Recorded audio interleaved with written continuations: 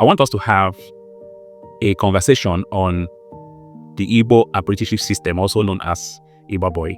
I think currently the Igbo Apprenticeship System is facing severe structural and systematic crisis, a system that is celebrated worldwide as one of the biggest incubator seems to be not just fading away, it seems to be dying systematically, it seems to be dying structurally. The informal commerce of Nigeria depends on a simple pipeline.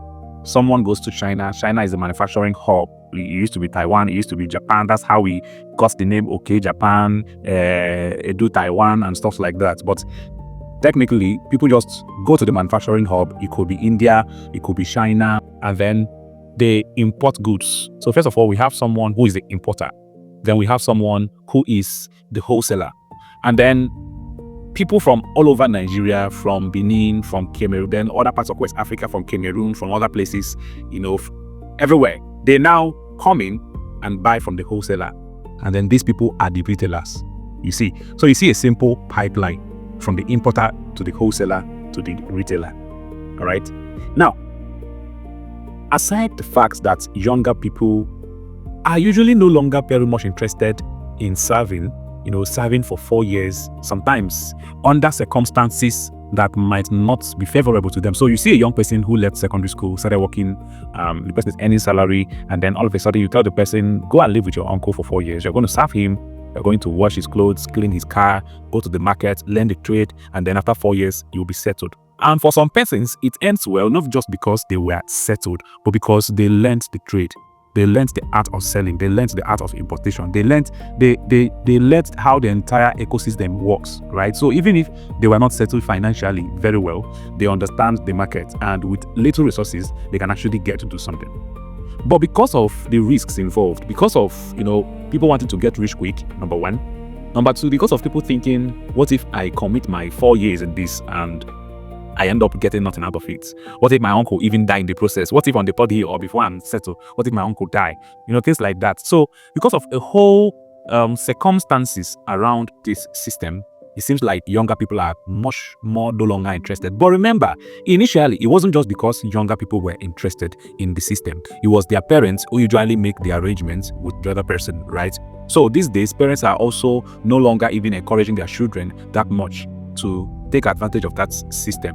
Many parents, even poor parents, and these same parents will be the ones who mount pressure on their children to start making money, to start taking care of them. And that is one factor. But I'm seeing another emerging factor that will not only utterly destroy the Igbo apprenticeship system if care is not taken, but it will also shatter, or change the Nigerian commerce completely. Do you know that I talked about a pipeline earlier where people go to China or any other country, they go there, import, sell to wholesalers, and then from wholesalers to the retailers. But what if I tell you that today, a lot of these manufacturers in China are now entering Nigeria, they are now entering Africa, not one, not two, they are entering in huge numbers. So they no longer want a middleman. They are entering Nigeria. They are now bringing in those things from China right into Nigeria by themselves. And you must understand that the Igba Boi system depends on that pipeline from importation to wholesaling to retailing. It was built completely around that pipeline. Do you remember? Do you understand that? Now, with Chinese coming into Nigeria in droves, setting up warehouses in Nigeria, selling directly to retailers, selling directly to wholesalers, you will see that it is completely changing the system. Right? It's completely changing the system. And I think this is where Igbo traders, and of course, by extension, other Nigerian traders, this is where they need to go back to their drawing board.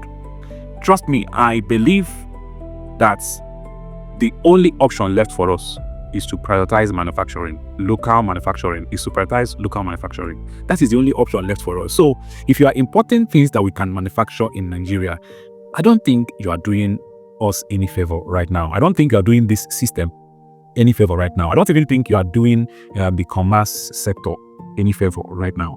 I think it's important that we begin to enter manufacturing as much as possible.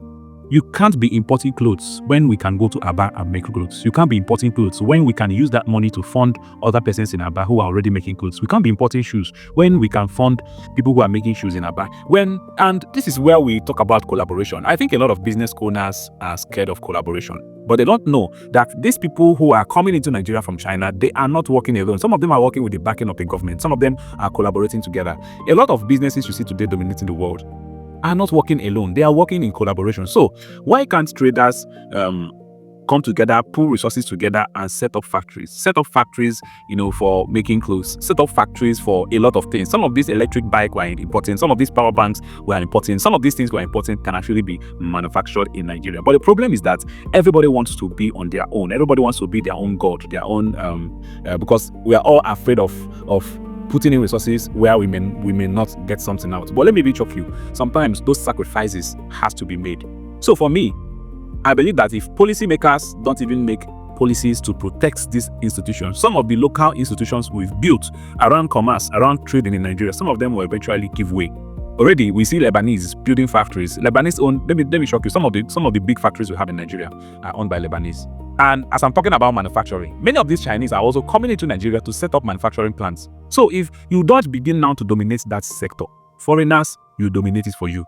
And this is also to some of you who are already feeling defeated, feeling that Nigeria is messed up, that Nigeria is dead, that it's a waste of time to invest in Nigeria. The same place you are rejecting, foreigners are seeing a gold mine here because they are looking into the future. They are seeing the population explosion in Nigeria. Why it's a terrible thing that population is increasing as much as poverty is increasing. Why it's a terrible thing and an impending danger. There is also an opportunity here. That population is a huge market, and I think so many traders, including Igbo traders, are not paying very close attention, because if they are paying very close attention, they will understand that as much as they are important, this is the right time to start venturing into manufacturing, even if it's from small, to whatever. I'll see you on the next one.